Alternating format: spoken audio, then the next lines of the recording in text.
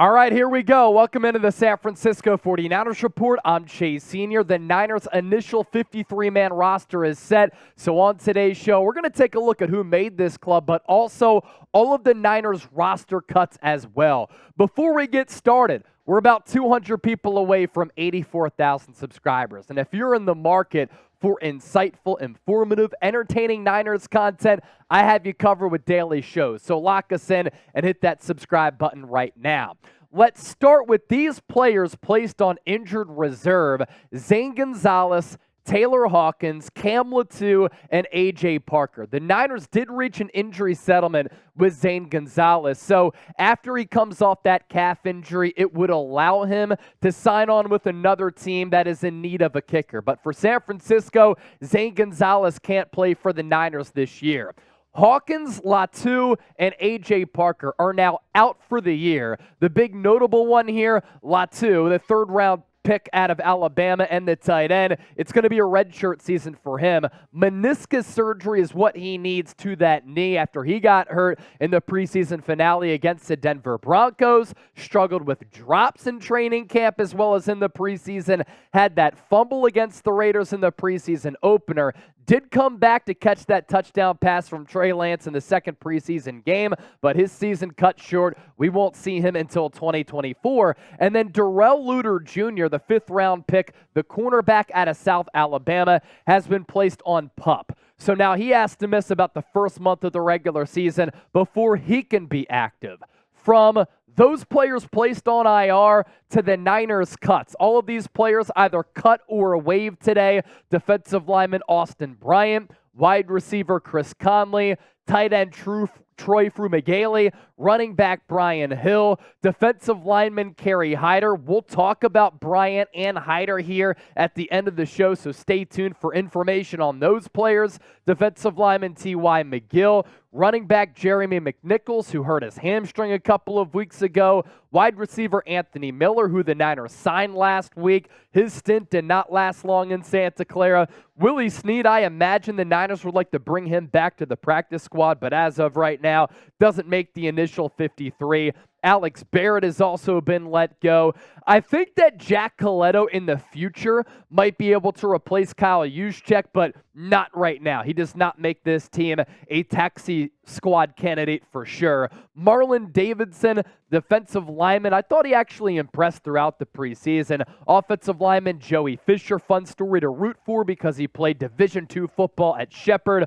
Offensive lineman Alfredo Gutierrez. He's been a part of the International Pathway program over the last couple of years, but once again, on the outside looking in, safety Miles Hartsfield, who was a Steve Wilkes guy who signed with the Niners in free agency.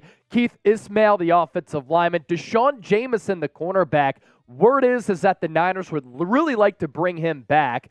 He shined all throughout the offseason and could play some special teams as well. Quantrez Knight, the safety, barely skipped out on making this team. Offensive lineman Corey Luciano. Offensive lineman Il Manning is another player who the Niners would love to bring back.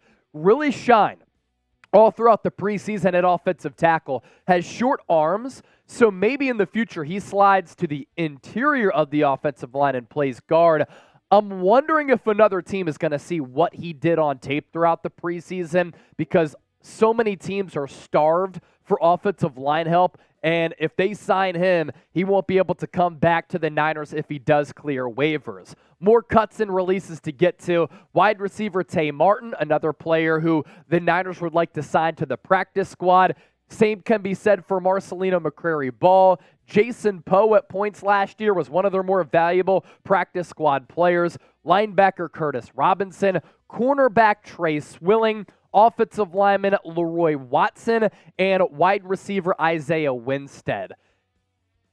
Watson, Winstead, two players to watch here as guys who might come back to the practice squad as well. Watson played tight end at UTSA at the college level, and Winstead, he got picked up by San Francisco because he put out a video on social media of him carving DBs up, and in the preseason, I thought he flashed. Tomorrow we'll have a better idea as for who will make the Niners practice squad, and we'll keep you in the know right here on the 49ers Report. On the other side, We're going to talk about the players who did crack this roster, but first, which roster cut do you disagree with? Let me know down in the comment section right now. And if you want to support the show and rep your Niners, get yourself a San Francisco shirt. You can find them in red and black, all by using the link right below me, chatsports.com/SF. That link is hanging out in the comment section and in the description of this video, or you can just plug in that link right below me. One more time,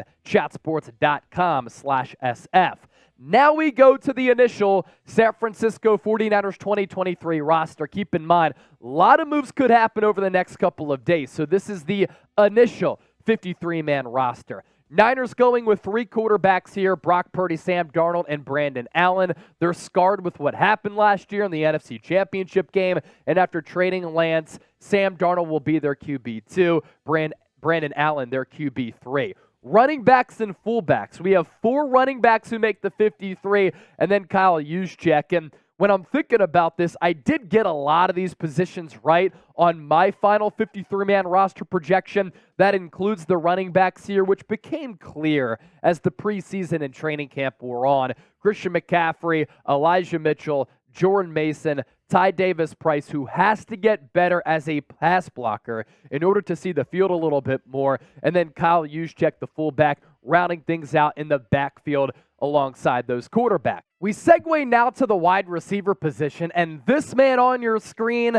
7th-round pick out of Michigan, Ronnie Bell, has made the 53-man roster. Good job by him for just balling out and being Deebo Samuel light throughout the preseason. So now he joins a receiver core. Week 1 against the Steelers that includes himself, Deebo Samuel, Brandon Aiyuk, Jauan Jennings, Ray McCloud, and Danny Gray.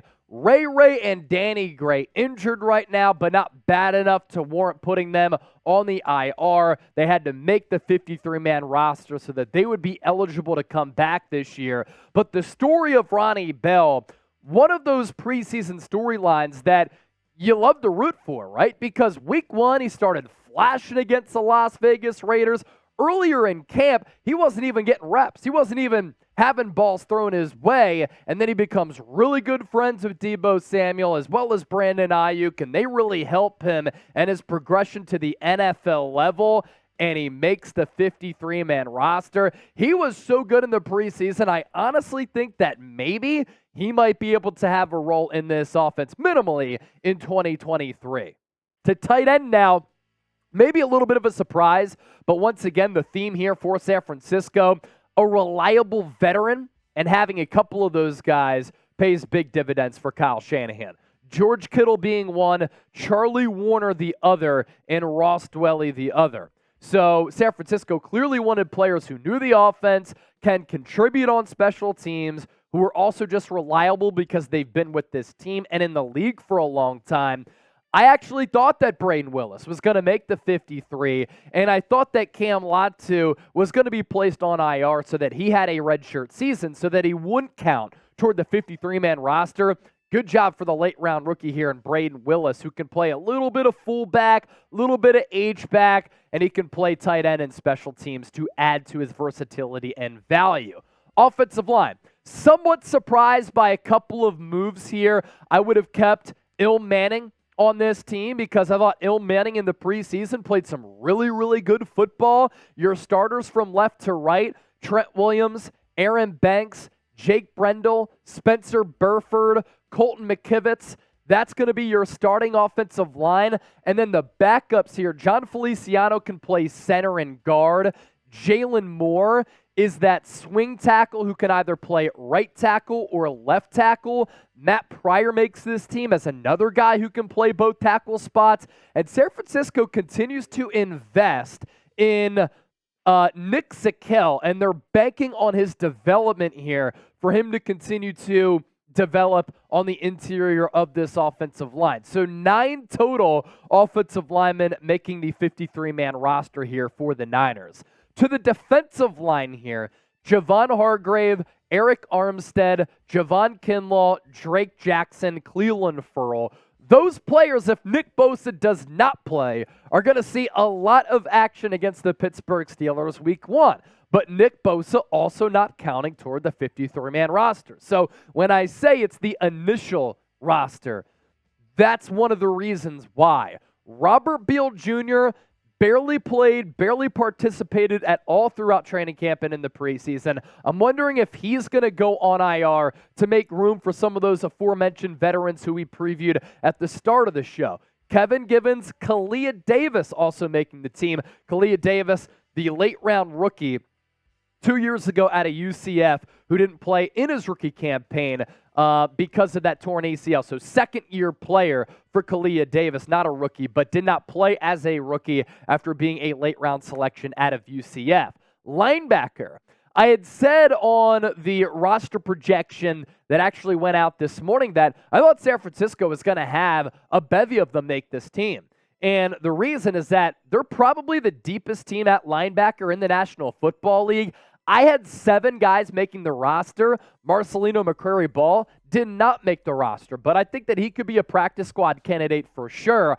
I love the way that Jalen Graham and D. Winters, 2 late-round picks in the 2023 draft, ended up playing in the preseason. Sideline to sideline speed, and they can contribute on special teams. Fred Warner and Dre Greenlaw will be 2 of your starting linebackers. And then that third spot is kind of up for grabs between the rookies, Demetrius Flanagan-Fowles and Oren Burks. The latter 2, Flanagan-Fowles as well as Oren Burks, very good special teams players. To cornerback here, Charvarius Ward, Deommodore Lenoir, Ambry Thomas, Isaiah Oliver, and Samuel Womack. Isaiah Oliver didn't do a lot to earn a roster spot, but because he's seasoned, he's a veteran, he could play slot nickel. San Francisco likes the value there.